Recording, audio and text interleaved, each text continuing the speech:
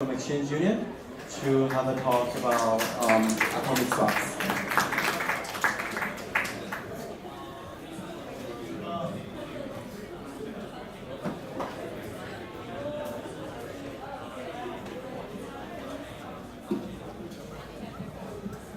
All right, let's start. Exchange Union. Before I deep dive into the technology part, I would like to give you an overview of what we actually do so you can put it a little bit more in context, why we are so excited about payment channels and why we are so excited about atomic swaps. So let's have a look at the digital asset markets nowadays. So frankly speaking, we had to update the slide basically every time we are doing a presentation because more than 1,500 digital assets at the moment, according to CoinMarketCap. Total valuation of total market cap of more than 400 billion and a crazy 24-hour trading volume of more than 17 billion.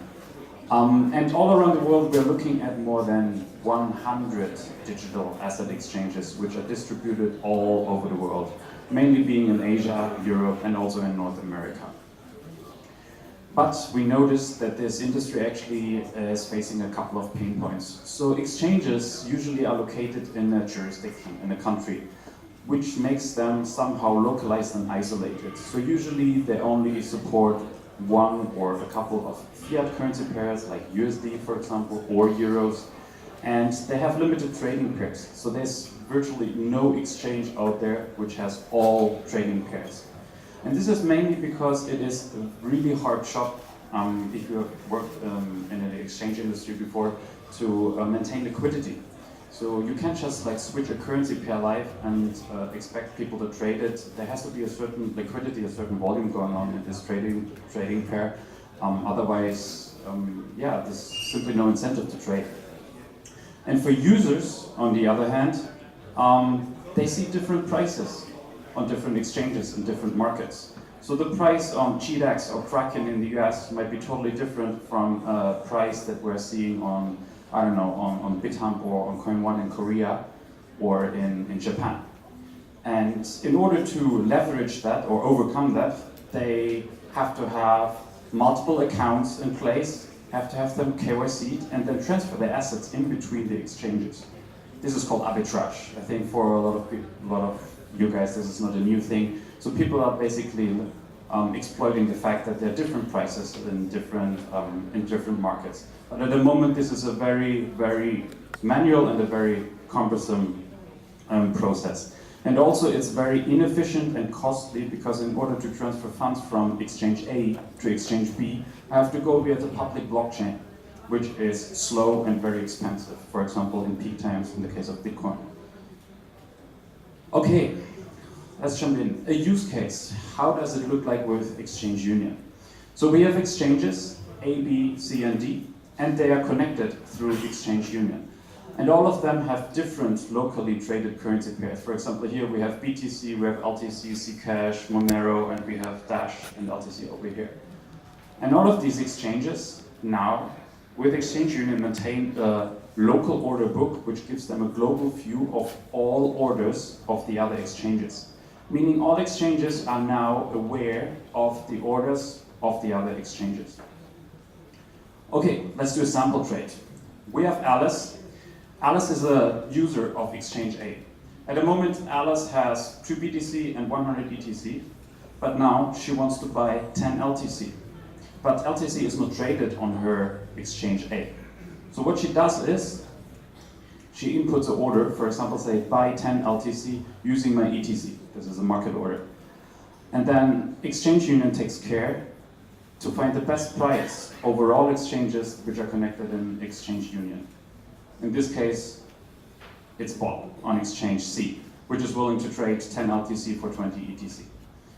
And in the next second crucial step, after this order got matched, the order information got matched, what Exchange Union does, it transfers the actual values between the exchanges. So it transfers 20 ETC from Alice's wallet in Exchange A to Bob's wallet in Exchange C, and 10 LTC from Bob's wallet to Alice's wallet in Exchange A in real time for each trade in the background. The trade completes, And Alice is very happy. She now owns 10 LTC in her wallet and 20 TCLS. All right, and also a quick overview of why we think this is a pretty cool idea, because actually it benefits both. It benefits exchanges and the users. So exchanges in general benefit from access to a larger user base. So they have virtual access to all users of all other exchanges as well. And the main pain point, especially from smaller exchanges, so if you're starting a new exchange, for example, your main pain point is you don't have liquidity, you don't have volume. And Exchange Union gives you access to the combined liquidity of the overall network. And for larger exchanges, which already have a decent liquidity, we took care to design the fee model in a way that we increase their revenue. In detail, in particular, this takes care that they can maintain their current trading fee. So they are allowed, or they are eligible to maintain their full maker-taker fee like they just have right now. And additionally, we use XUC upper token to award exchanges which provide liquidity to the network. So if I'm a large exchange, like for example Bithumb or Kraken or GDAX, and I would say, okay, my USP is my liquidity, that's why I have users, I now get rewarded if I choose to input this liquidity into the network. And in general, our system is a robust system because we designed it in a decentralized way and in a trustless way. And for users, goes without saying, I see an order book which covers orders of all exchanges combined, so I have a very tight spread. And we have something what we call the best price guarantee. So by being aware of all other orders of all other exchanges, it automatically selects the best price in the order book, no matter if it's on my local exchange or on any of the other exchanges in Exchange Union, and then my trade gets executed on whichever exchange can offer me the cheapest price. And also, my exchange now can offer me new trading pairs. Trading pairs it was not able to offer me before because there was simply no liquidity or little chance of having liquidity. And the best thing, I don't have to have multiple accounts. I can stick with my GDAX interface. I don't have to move anywhere else. Everything is operable for me as a user from my account that I'm used to. So our vision is to be the first decentralized network which enables instant and trustless trades between digital asset exchanges. All right, so what do? We developed a software. We call it the XU node, and it's 100% open source and for free.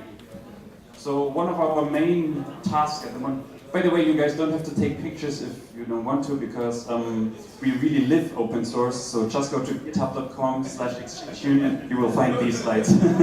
Just want to jump in right now, so you, yeah, exactly. So you will find these slides on the internet, there's no need to take pictures. But you can take pictures of it.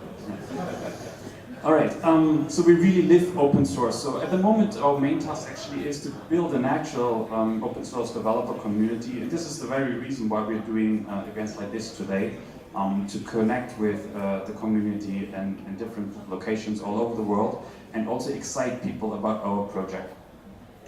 And something that came up like a while ago actually was like, okay, open source is pretty cool, exists since a while, since Linux basically, I would say Linux really made open source popular, but not that popular. So Linux developer was, let's say, it was a geek that was very convinced of what he or she was doing, and it was like more for the cause of, like for the greater good of contributing to the code base of any Linux system. We have the feeling with Bitcoin, this changed a little bit. With Bitcoin, for the first time in history, open source actually pays back. For the first time in history, it is the case when I contribute to a project like Bitcoin, and I hold the token that is attached to this project, and my code contribution leads to an increase of value, makes the system, the ecosystem better, the token price increases, and I get paid back. So if you look at all the early day Bitcoin developers and a couple of people also from Ethereum, they always say, Bitcoin took care of me, so now I will take care of Bitcoin, in a financial sense. And this inspired us and said, okay, we want to leverage this with Exchange Union as well. And that's why we decided to use our token to actually award developers which contribute to our code base. So we really do it, at least in the beginning, we see how it goes. We award developers which do a code contribution and meets a certain quality standard directly with a payment of XUC. So this is how we want to monetary-wise incentivize people to actually contribute to our project. Let's see how it goes. Feel free to give feedback. So this is how we start right now. It's in its infancy still, and we still have to streamline our process a bit. But this is the basic idea behind our new open source approach. All right, let's get into technology. Basically, Exchange Union leverages 3 key technologies. Number 1 being payment channels. So payment channels are the very technology which enable an instant transfer between 2 parties of the actual asset. That means real Bitcoin, real Litecoin, real Ethereum. Atomic swaps, number 2, which enable trustless trades between 2 parties, in our case, 2 exchanges. That means if I exchange an asset A against an asset B with a counterparty, I don't have to trust this counterparty. And technology number 3, decentralized order books. So that's a problem of current decentralized exchanges, like for example EtherDelta or everything that's based on ZeroX project, for example, that the order book information itself is not decentralized, which is a vulnerability in terms of it can be attacked, it can be shut down, single point of failure. Okay, let's start with number 1, payment channels. Quick recap, how does it look at the moment? I already talked about that. At the moment it's perfectly possible to transfer funds between 2 exchanges and do arbitrage. How does that work in practice? I'm a user on exchange A and I see, wow, the price on exchange B is cheaper. So what I do is, okay, I have an account in place, I have a KYC account here on exchange B in place. So I go, for example, my Litecoin, we have the public Litecoin blockchain, transfer them over into my wallet of exchange B. Best case in a couple of, what is Litecoin, the confirmation, the recommended confirmations, I guess like 10 minutes, 20 minutes, I get my funds confirmed on exchange B, I have them there, and then I can start trading with it. Most likely, the price is already gone by then. Okay, why does it take so long? And also, why is there this hefty fee involved? Because blockchains follow one basic principle. It's called broadcast to everyone. That means, and I use an analogy here from a soccer arena in the 1990s, if I send a transaction on the Litecoin blockchain, everybody has to know about it. Everybody has to look at it, validate it, and agree on it, consensus, into a block. Just like in a soccer arena in the 1990s when there was an important message for Mr. Smith that his wife has gone into labor, which would be announced via the public loudspeaker. Because there was simply no way to direct this message only to Mr. Smith. So Mr. Smith knew about it now, but everyone else as well. Right. So this is the principle blockchains follow. Not so with payment channels. By the way, if I talk about payment channels, who knows what payment channels are? Who has a rough idea of payment channels, what I'm talking about? Rough idea? Nobody? Come on. Roughly, okay. Who has heard about the Lightning Network? All right, we're talking about the Lightning Network and the Raiden Network. So payment channel is just another more generic expression for the Lightning and the Raiden Network. In general, payment channels are an old idea. Just a quick recap. Satoshi obviously himself already came up with the basic principle of what payment channels are. So he described it as a transaction that can be updated upon agreement between the 2 parties, basically infinitely. And this will enable high frequency trades. So the basic principle for payment channels already came from Satoshi himself. How do they work? Okay, in our case we have exchange A and exchange B. And now they go and create a special wallet. And this special wallet is controlled by A and B. I first go through, by the way, in a high-level overview, and then we go into the nasty details. So both of them create a wallet which is controlled by both of them, A and B. So every fund, like all funds in this wallet, need signatures of A and B in order to be able to be spent. And then they deposit funds into it. So in this case, we have exchange A deciding to deposit 100 LTC, and exchange B is not so sure about it, so doesn't deposit anything.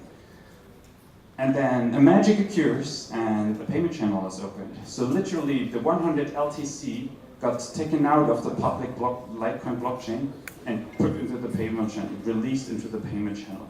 What a payment channel basically does, it keeps track of the balances on each side.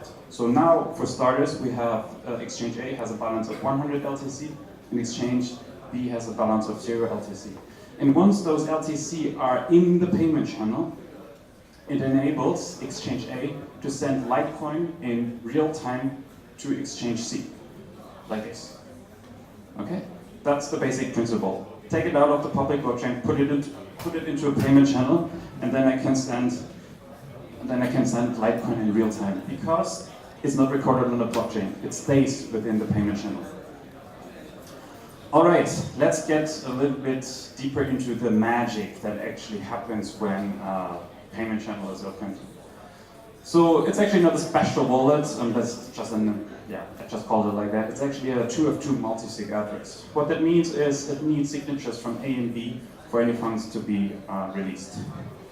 And the deposit is called an opening transaction. So an opening transaction is an on-chain transaction on the Litecoin blockchain into this 2-of-2 multi-sig address from both sides. That's what it is. And in the second step, exchange A and exchange B think of a secret and then hash the secret. So we have an A secret and a B secret, and then it gets hashed by them and they send it to each other. Again, they send the hash of the secret to each other, not the secret itself, just to make sure. And in a consequent step, and that's how it's done in practice, immediately the commitment transaction follows. The commitment transaction itself is the actual 1 LTC that is flowing from A to B.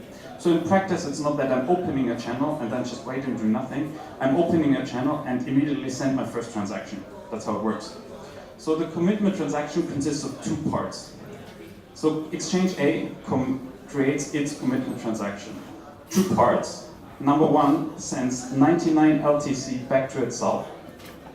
And number 2 sends 1 LTC to a little bit a funky multi-sig address. And this 1 LTC transaction includes the hash of B secret from exchange B that it got received before. So why is the second multi-sig address a little bit funky? Because it has a characteristic that the funds in this wallet can be only unlocked based on 2 conditions. Number 1, it can be unlocked by B after 1,000 blocks, after a certain time. So just if this time passed, then B can immediately get the funds of this in this multi-sig address. Or it can be unlocked by A if B told A the secret. 2 conditions. So we see, especially the second condition is very important. We'll come back to that one later. It's a kind of an insurance. So this is a commitment transaction. Commitment transaction is done. Exchange A signs it and sends it to exchange B. Exchange B does the exact same thing, but vice versa.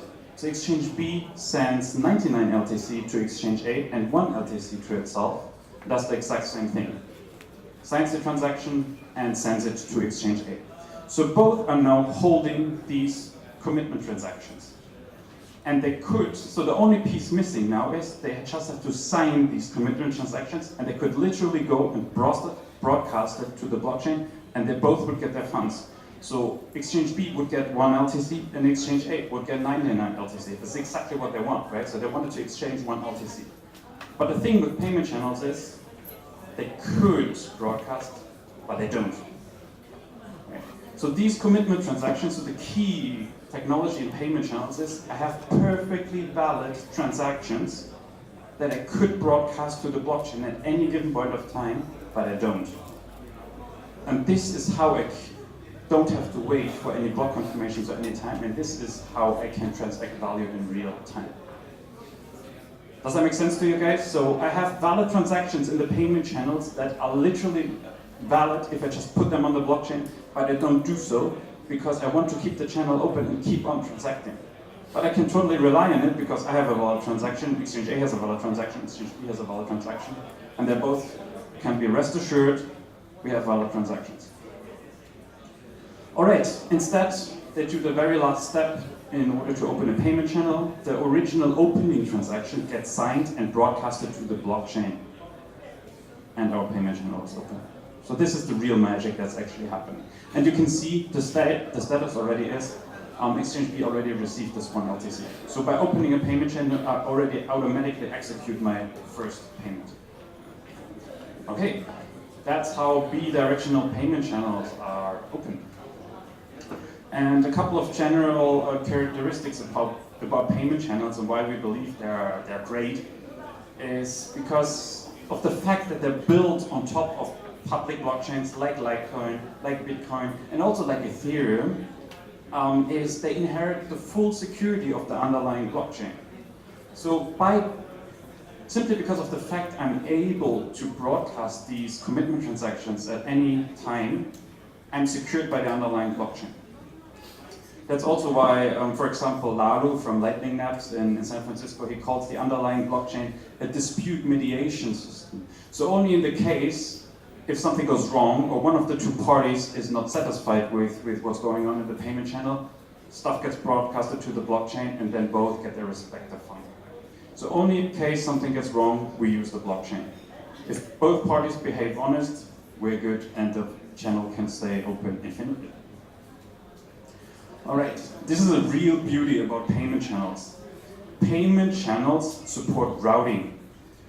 So one can imagine, since a payment channel, in comparison to a public blockchain, is only a direct channel between two parties, I cannot send funds to everyone because I only have a payment channel to one other person, right? But payment channels support routing. That means if I'm, for example, here, this user, and I have a payment channel through my exchange open, and I want to send funds to A, then exchange C doesn't have a payment channel directly open with exchange A. But exchange C has a payment channel with exchange B, and exchange B has a payment channel with exchange A. So what I can do is route the funds through exchange B, just like data packets on the internet. So this is where it really clicked on me personally, for example, when I understood that I can route payments through multiple hops over the internet, just like our data packets in the internet. This is where I thought, okay, wow, that's actually something really thought through. All right, so now we're in a state where we have payment channels open between the two exchanges. It looks a bit complicated, but actually it's not. So we have two exchanges. They are running our XU node, our software. Exchange B also runs XU node, the software. They are both aware of each other's orders, the global order book, that's how we call it. And they have payment channels open to each other, here on the Litecoin blockchain and here on the Ethereum Classic blockchain. So now they're able to send Litecoin instantly to each other and Ethereum Classic instantly to each other. That's great, but one thing is missing. We talked about trustless before, and this is a term that sometimes is a little bit hard to understand, especially for non-native speakers, I have the feeling. So trustless is a good thing. Trustless means exchange A doesn't have to trust exchange B.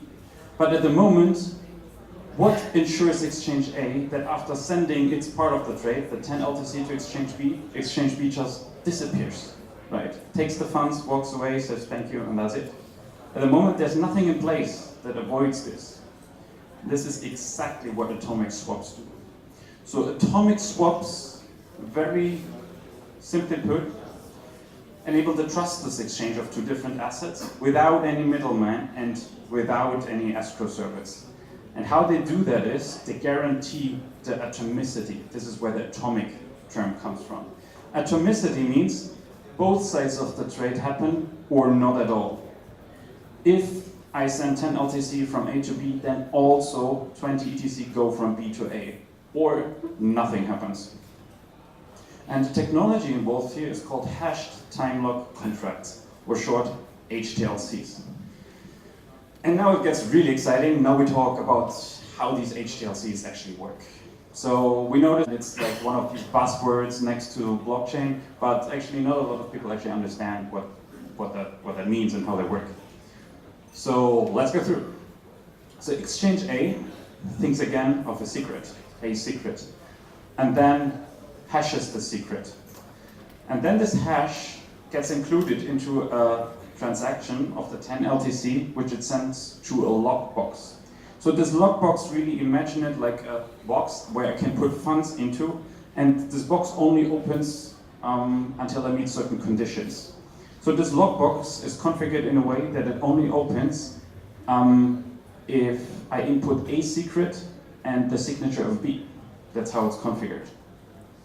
Okay, that's where the term hash lock comes from. So basically a hash lock is a construct of a transaction that says fill in the blank, and if you fill in the blank, then I unlock the funds. Right? That's called the hash lock. This is the hash lock part of the hash lock time lock contract. Exchange B does the same thing. It includes the very same hash of the A secret into a transaction of the 20 ETC, which it puts into a B lockbox. And this lockbox is configured in a way that it only opens when I input A secret and A's signature. And that's a key of atomic swaps. Both lockboxes need the same A secret to be opened.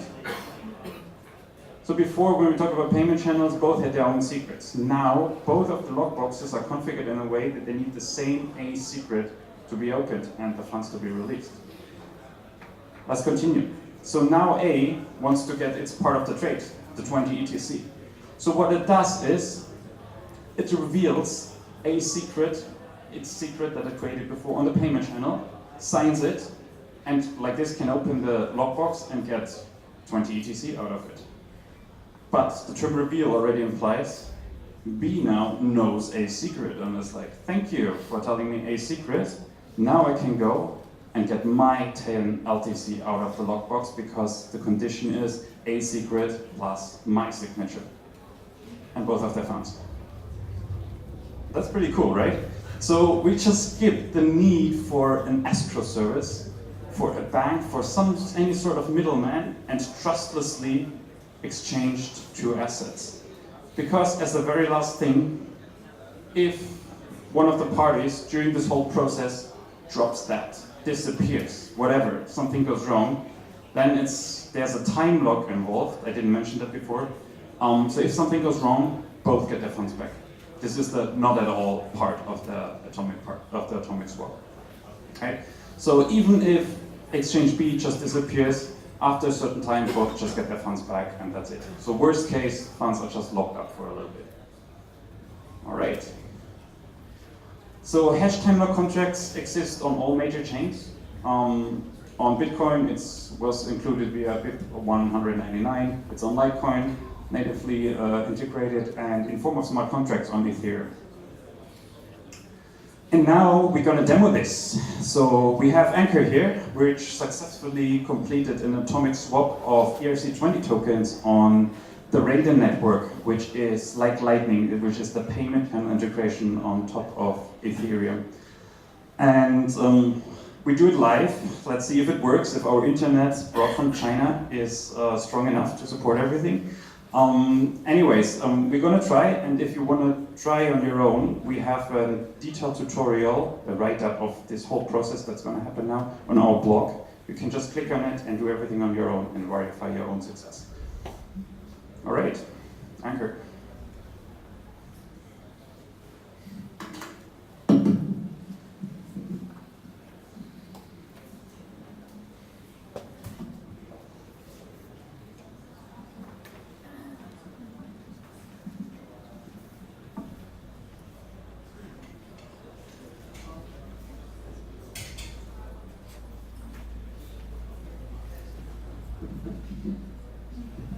Okay, thank you, Kilian.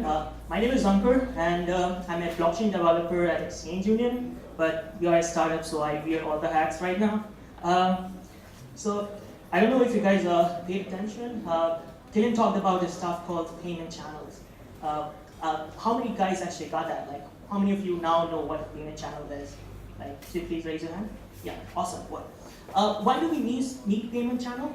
It's because blockchain is slow and it's expensive, right? And don't worry about this happening right now. I know a lot of people from non-technical background might find this very intimidating, but trust me, soon you won't. So why do we need payment channels again? Because blockchains are slow and it's expensive, right? So we want a way so that exchange A can trade with exchange B instantly in a jiffy. So payment channel just enables that. It enables me to trade with you very instant and very quick, right? So for chain payment channel to work, we need to open a payment channel, right, between A and B that Kilian talked about. So I'm going to just like show you guys how you can actually open a payment channel. You can do it right now. So there you go.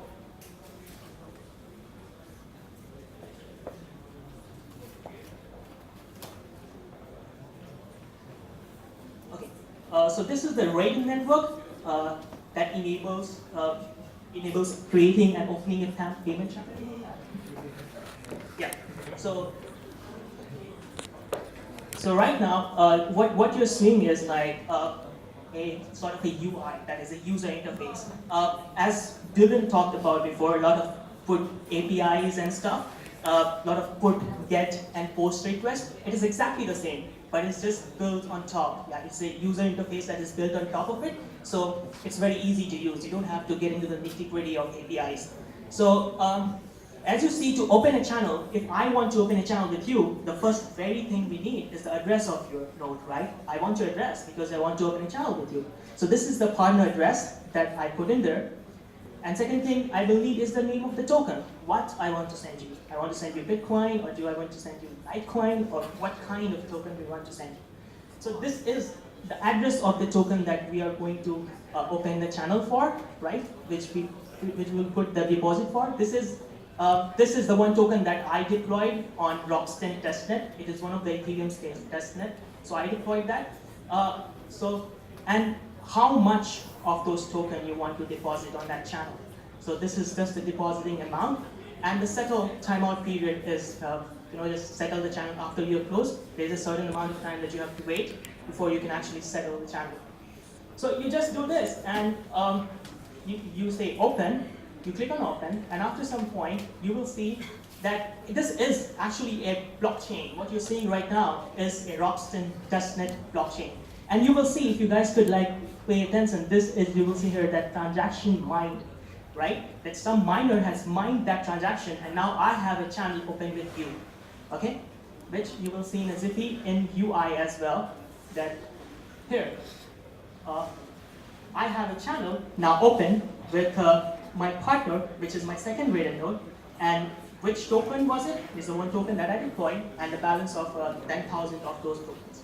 So opening a channel is pretty simple. Right now on Raiden Network, props to Brainboard, who is developing this. So yeah, that is just as simple as it gets. You can like literally go out there and open a payment channel on the Raiden Network with this very user-friendly UI, and you don't have to get into the nitty-gritty post, get, and put requests of the APIs.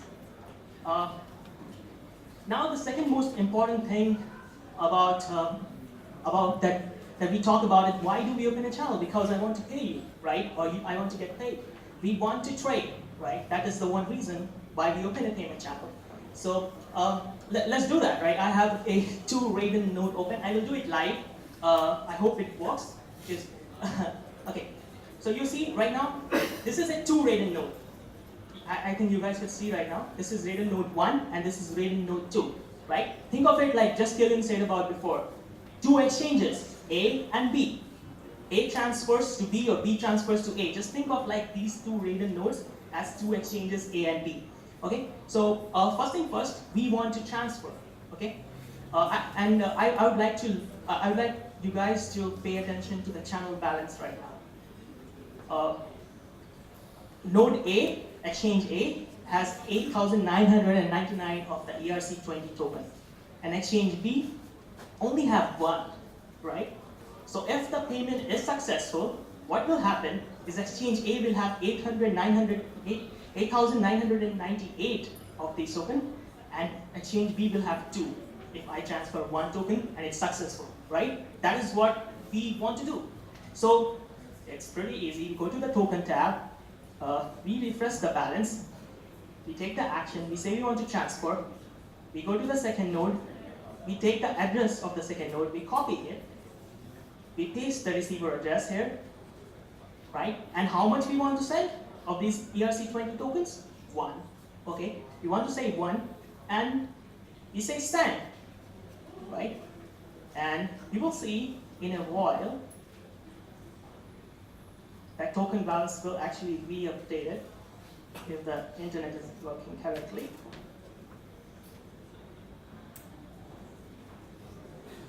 I hope it does, because you know this.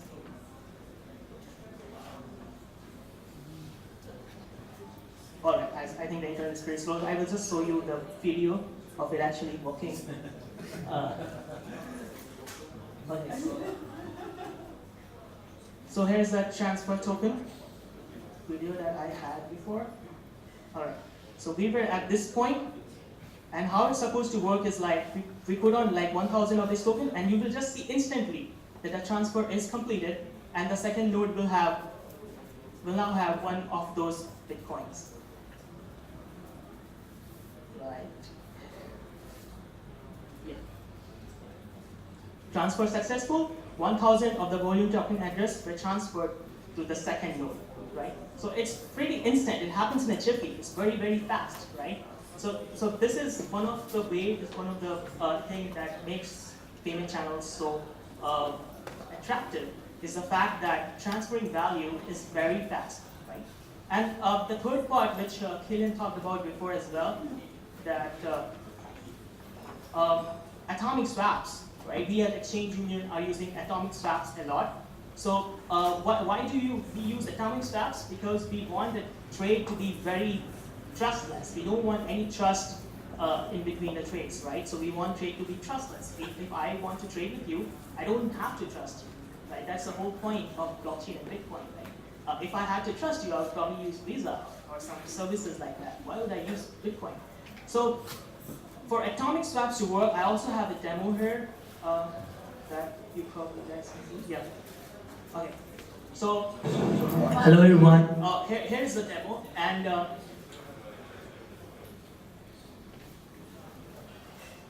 two rated nodes just before, as simple as that. Before I told that, and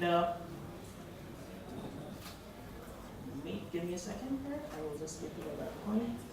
Okay, so for atomic swaps to work, there's 2 roles. One of them is maker and one of them is taker. Right? Somebody has to make an order and somebody has to take an order. So first of all, my first rated node, that is exchange A, chooses to be a maker. I click here, let the box be filled, and then I will explain it. Okay, so yeah, cool. So partner address is the address of my second node, like where I want to token swap with. So this is the partner address of the second node. Identifier is something that is a tag, so that I can identify the rated node below that where I have to send the transaction. Sending token is Bitcoin. It's not Bitcoin, it's Bitcoin. I want to send Bitcoin. How much Bitcoin I want to send? 1 of the Bitcoins. And how much, what I want to receive? I want to receive a custom token named OX6EEA, right? And how much token, OX6EEA token I want to receive? 1 of. Okay, so here I define the maker node.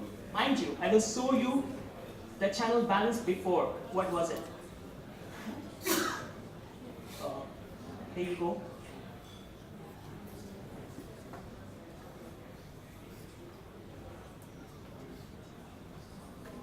Okay, just look at the channel balance right now.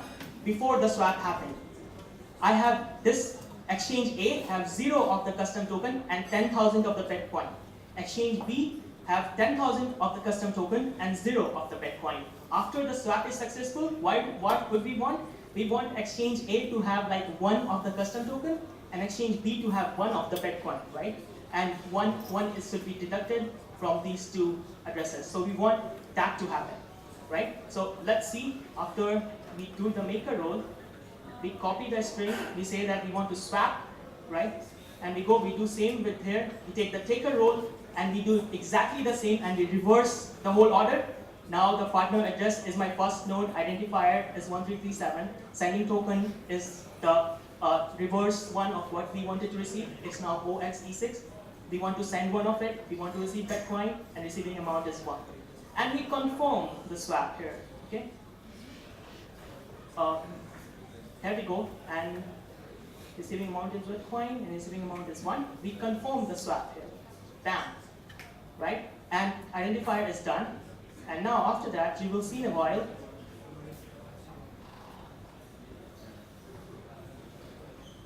boom, look. Now the exchange 1 has balance of 1 of the ERC token, just like we wanted, and 1 of the Bitcoin is deducted. And exchange 2 has 1 of the Bitcoins and 1 of the ERC20 token is deducted. So we have successfully swapped the token, and blockchain does not even know about it, right? Because we never hit it. So it's not slow and it's not expensive. So that's why payment channel is so nice and so exciting, and that's why we at Exchange Union believe that this is the kind of technologies that we can use for the future of cryptocurrencies and to realize the Satoshi's original dream that we can actually trade with each other without the need of trust, and it will be very instant and very fast. Thank you.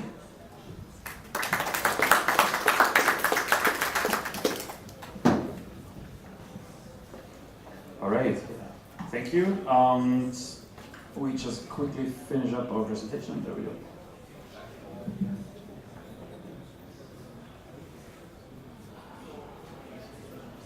All right, and if you remember, we have payment channels as key technology number 1. We have the atomic swaps as key technology number 2. And our third key technologies are the decentralized order books. And what that means is that each of the exchanges is running an XU node, and this XU node is maintaining a local copy of the global view of all orders that are available. So what happens now if a new order is coming in? For example, here in Exchange C, where somebody wants to sell 5 BTC for 10 C cash, what is a pretty good trade. Now this order comes in, the XU node picks it up and propagates it to its direct peers, the fastest way possible because latency matters. And they update their local order book and are now including this order information as well and can fill it. So the XU node takes care of propagating the order updates to its peers. And we also have already a system in place where we will be using our token XUC for rewarding special nodes which are relaying orders. Because speed matters, latency matters, and in certain cases it makes sense to go actually via another hop to speed up my order update to all the other peers.